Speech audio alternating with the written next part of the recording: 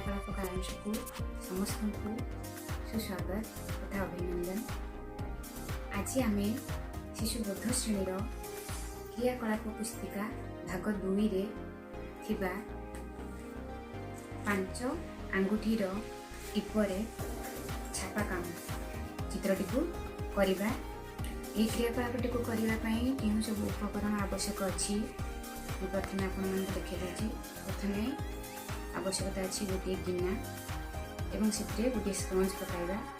Sponge रे किछि रंग आम ढालिबा एवं हाथ पोछापी गोटे कपड़ा पाखे रखा। एबे आरंभ करिबा हमर 5 आंगुलीर छापा काम क्रियाकलाप।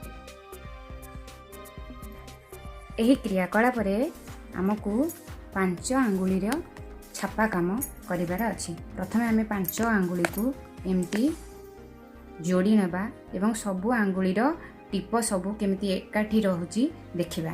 केतबे आमे प्रथमे खाली से एमती आग समान करिबा पई आंगुली को एमती खाली जगह रे थपे नबा।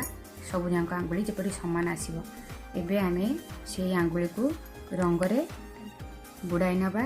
5 आंगुली को रंग रे एमती बुड़ाई नबा। बुड़ाई आनिबा परे आमे एठी छाप देबा।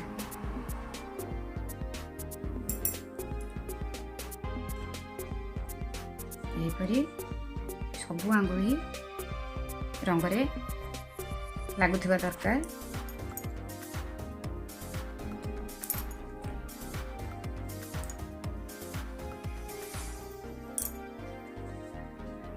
बस यहीपरि आमे 5 आंगुलीर छापा काम क्रियाकलापटी करें।